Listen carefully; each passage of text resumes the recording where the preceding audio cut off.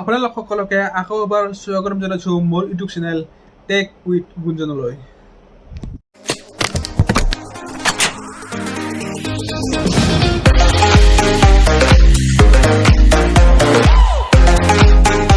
আপোনালোকৰ লগৰ কোনোবা যদি হোৱাটছএপত ষ্টেটাছত ফটো বা ভিডিঅ' এনেকৈ আপলোড দিয়ে, সেই হোৱাটছএপৰ ফটো বা ভিডিঅ'টো পাবৰ বাবে আপোনালোকে মেছেজ দিয়ে নেকি এনেকৈ যে এই ফটোটো দিয়াই ভিডিঅ'টো দিয়াই মই শ্বেয়াৰ কৰোঁ জল্দি দি এনেকৈ মেছেজ কৰে নেকি?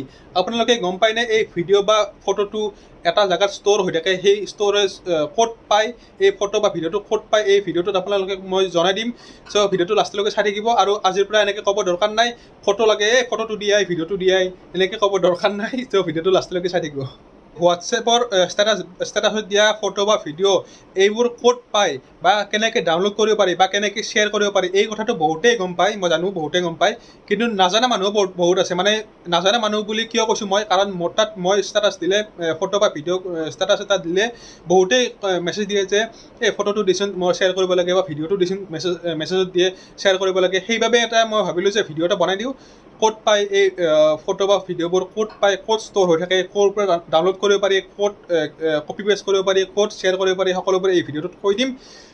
তাৰ লগতে এটা কথা কওঁ, মানে আপোনালোকে যদি চাৰ্চ কৰে ইউটিউবত যদি চাৰ্চ কৰে যে এই ষ্টেটাছবোৰ বা এই হোৱাটছএপৰ ফটোবোৰ ষ্টেটাছবোৰ ক'ৰ পৰা ডাউনলোড কৰিম, এনেকৈ যদি আপোনালোকে ইউটিউবত চাৰ্চ কৰে তেনেহ'লে বহুতো এনেকুৱা ভিডিঅ' আহিব, জানো মই বহুতো ভিডিঅ' আহিব, কিন্তু সেই ভিডিঅ'ৰ 90% ভিডিঅ'তে ক'ব যে এইটো এপ ডাউনলোড কৰক, এই এপৰ পৰা ডাইৰেক্ট ষ্টেটাছবোৰ ডাউনলোড কৰিব পাৰি, এনেকৈ এপ বহুতো এপ ক'ব। কিন্তু এই বিলাকৰ পৰাও পাৰি ডাউনলোড কৰিবৰ কাৰণে, সেইটো নোৱাৰি বুলি নকওঁ মই, এপবিলাকৰ পৰাও পাৰি, কিন্তু এপ উইদাউট এপ মই আজি এটা চলিউশ্যন দিম, মানে ক'ত ষ্ট'ৰ হৈ থাকে এই ফটোবোৰ বা ভিডিঅ'বোৰ, ক'ত ষ্ট'ৰ হৈ থাকে আৰু উইদাউট এপ্লিকেশ্যন এনেকৈ এই ফটোবোৰ বা ভিডিঅ'বোৰ এনে শ্বেয়াৰ কৰিব পাৰি, ক'ত পায়, ক'ত ষ্ট'ৰ হৈ থাকে এই ভিডিঅ'টোত কৈ দিম মই।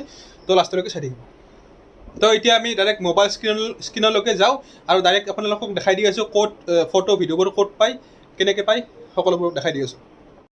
তো মোবাইল স্ক্ৰীনত আহি গ'লোঁ, আহি পেলাই এতিয়া আপোনালোকক দেখাই দি আছোঁ কেনেকৈ ষ্টেটাছবোৰ ডাউনলোড কৰিব পাৰি। চাওক, প্ৰথমতে যাম আমি ফাইল মেনেজাৰলৈকে। ফাইল মেনেজাৰত যাই পেলাই তাতে ইণ্টাৰনেল ষ্ট'ৰেজ বা ফোন ষ্ট'ৰেজ বুলি দেখিব, তাতে যাই পেলাই লাষ্টত থাকিব হোৱাটছএপ বিজনেছ। আপোনালোকৰ যোনটো হোৱাটছএপ আছে সেইটো হোৱাটছএপত যাব। মই বাৰু এতিয়া হোৱাটছএপত যাম, যাই পেলাই আপোনালোকক দেখাই দি আছোঁ। হোৱাটছএপ বিজনেছ থাকিলে কথা নাই, হোৱাটছএপ বিজনেছত পাব আপোনালোকে। এতিয়া ইয়াতে চাওক মেডিয়া বুলি এটা ফল্ডাৰ আছে, মেডিয়া ফল্ডাৰত যাই পেলাই চাওক 2 নম্বৰত চাওক ষ্টেটাছ বুলি এটা ফল্ডাৰ এটা আছে। চাওক এই ষ্টেটাছ ফল্ডাৰটোতে আপোনালোকে সকলোবোৰ ষ্টেটাছবোৰ পাই থাকিব। আৰু আপোনালোকৰ কেছটো কি হ'ল, কিছুমানৰ ক্ষেত্ৰত ইয়াতে ষ্টেটাছ ফল্ডাৰটো শ্ব' নকৰে, মানে হিডেন হৈ থাকে। আপোনালোকে হিডেনটো কেনেকৈ গুচাব, চাওক ওপৰফালে ছেটিংছ আছে, ছেটিংছত যাই পেলাই ডিছপ্লে হিডেন ফাইলছটো অন কৰি দিব। প্ৰথম কিছুমানৰ অফ হৈ থাকে, সেইবাবে অন কৰিব। অন কৰাৰ পিছত আপোনালোকৰ এই ষ্টেটাছ ফল্ডাৰটো 2 নম্বৰত যে আছে, এই ষ্টেটাছ ফল্ডাৰটো ইয়াতে শ্ব' কৰিব। মানে কিছুমানৰ ক্ষেত্ৰত নহয়, বহুতৰ ক্ষেত্ৰতে এনেকুৱা হয় যে ষ্টেটাছ ফল্ডাৰটো হিডেন হৈ থাকে। চ' আপোনালোকে ছেটিংছত যাই পেলাই এনেকৈ আপোনালোকে শ্ব' কৰি ল'ব পাৰে। ওপৰফালে চাওক ছেটিংছত যাব, ডিছপ্লে হিডেন ফাইলছটো অফ হৈ থাকে বেছিভাগৰে, সেইটো অন কৰি ল'ব। অন কৰাৰ পিছত আপোনালোকৰ এই ষ্টেটাছ ফল্ডাৰটো ইয়াতে শ্ব' কৰিব, তাৰ লগতে ইয়াতে ষ্টেটাছবোৰো শ্ব' কৰিব। আৰু কথাটো হ'ল হোৱাটছএপত ষ্টেটাছবোৰ 24 ঘণ্টাৰ পিছত আপোনালোকৰ উৰি যায়, মানে গুচি যায়। আৰু সেই হিচাপত আপোনালোকৰ এই ষ্টেটাছ ফল্ডাৰটোতো আপোনালোকৰ এই ষ্টেটাছবোৰ 24 ঘণ্টাৰ পিছত গুচি যায়। আৰু আপোনালোকে যদি পাৰ্মানেণ্টলি ৰাখিব খোজে এই ষ্টেটাছবোৰ, তেনেহ'লে আপোনালোকৰ ইয়াৰ পৰা কপি কৰি পেলাই বেলেগ এটা ফল্ডাৰত ছেভ কৰি থ'ব লাগিব। ছেভ কৰি থ'লে এইটো ষ্টেটাছটো পাৰ্মানেণ্টলি আপোনালোকৰ ফোনত থাকি যাব। তো আজি এইটোও ক'লোঁ আপোনালোকক যে কেনেকৈ ষ্টেটাছবোৰ ডাউনলোড কৰিব পাৰি, ক'ত পায় ষ্টেটাছবোৰ। তো এয়াই। তো ভিডিঅ'টো আজি এইখিনিয়ে আছিল, মানে সৰু সুৰা ভিডিঅ' এটা বনাই দিলোঁ আজি।